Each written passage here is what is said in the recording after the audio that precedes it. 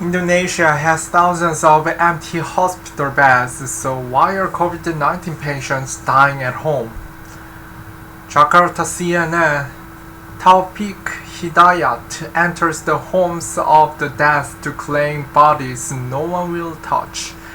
He leads a dozen volunteer undertakers who take calls from grieving families in the Indonesian capital, Jakarta, the center of one of the world's largest COVID-19 outbreaks. It's really tough and hot for us because we're always in full hazmat suit while trying to navigate the small alleys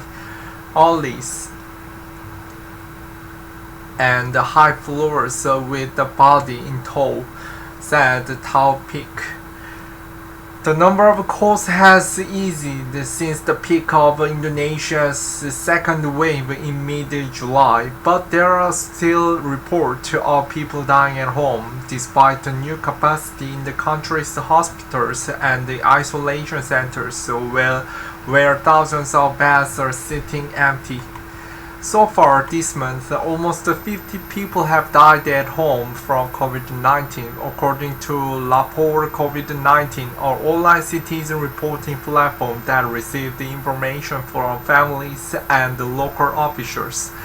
Taufik Hidayat's team collects the bodies of people who have died at home from COVID-19 in Jakarta, Indonesia.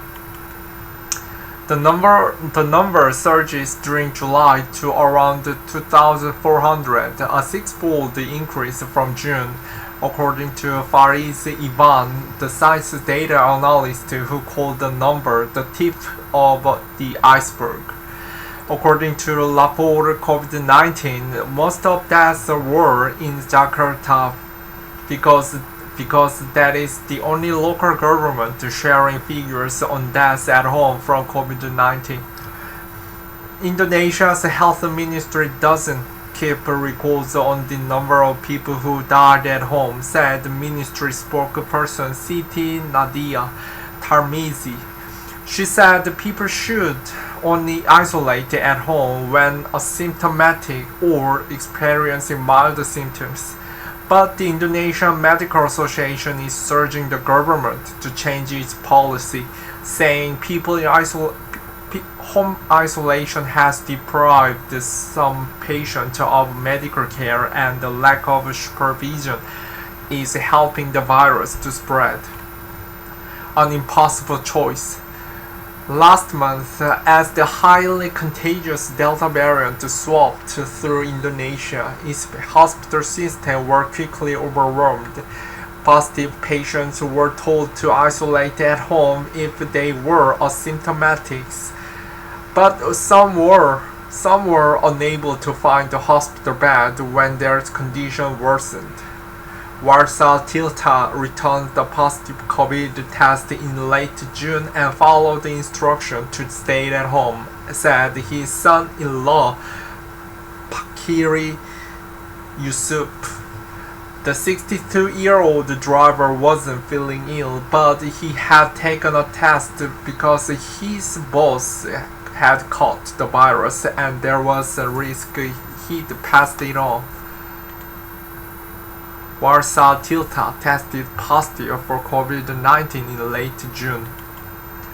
But within days of Warsaw's home isolation, Pakiri's mother and two sisters also became ill. Warsaw tried to care for them, but before long all three needed professional medical help, Pakiri said.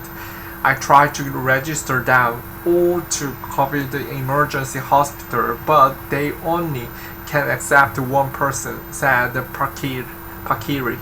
All beds in the hospital were fully occupied, so we decided to send my sister to hospital. Warsaw died on the morning of July 6th. I tried to register them all with the COVID emergency hospital, but they only could accept one person. Pakiri Yusuf. Pakri said he called the local health center, but no one was available to take the body, as hundreds of other people had also died that day. Their response was very slow. I was told that all of our undertakers were busy with other death victims all around Jakarta, he said.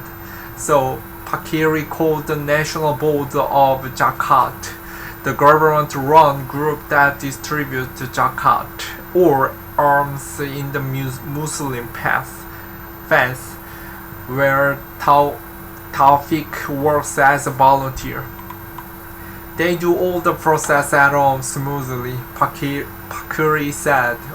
Around 4 p.m. we departed to the cemetery and the whole funeral procession was finished before dark.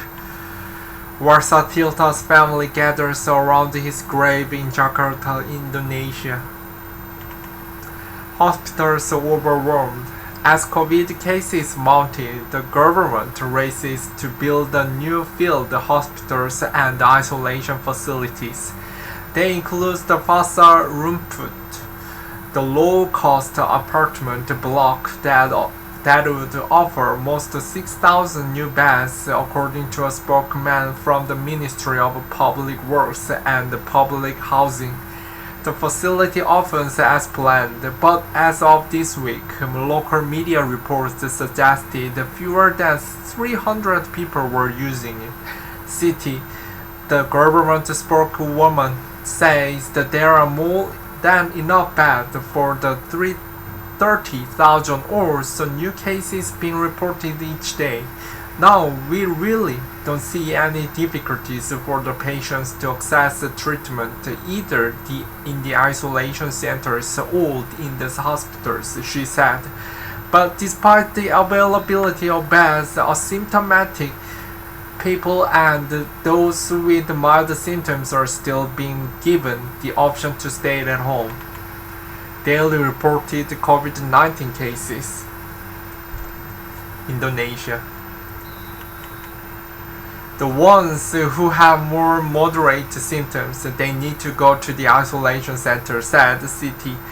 The ones who have very severe symptoms, including difficulties in breathing, they should go to the hospital.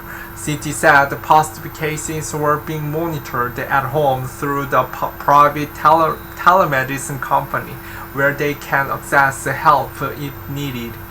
But Dr. Dang M. Pakih, chairman of the Indonesian Medical Association, says the government's health advice needs to change. We are now advocating our government to change the policy of home isolations. Isolations should be centralized in special isolation shelters, she said. Dong said home isolation aids the spread of the virus because many people live in crowded conditions where it's impossible to protect family members. Isolations should be centralized in special isolation shelters. Dr. Dang M. Fakih. Culturally, in Indonesia, it's very common to have more than one family sharing one house. Even 3 families in one house is not uncommon, so this will create a family cluster, he said. He also said it's difficult to stop asymptomatic people from leaving their homes. They can easily be moving around and infecting others, he said. That's the toll rising. Indonesia's daily number of cases may have halved since July, but it's still reporting the world's highest death toll each day. About 1,500 people compared to 490 in India and 342 in the United States. The crisis has delayed the country's vaccination rollout, and now officials were racing to double the number of daily doses to at least 2 million. The country is aiming to vaccinate 208 million of its population of 270 million people, though that is some way off. As of August 13, less than 10% of Indonesians had received at least one dose of Covid-19 vaccine, according to a CNN count. In the meantime, Taufik and his team of undertakers stand ready to help if and when they are required. Taufik says his day starts with a prayer for his and his team's safety and ends with one for those who succumb to the virus. He says his faith has kept him going through several difficult weeks. My family are afraid and scared that I will get infected and bring the virus home to them. But I convinced them it was safe, and they also pray for me, he added.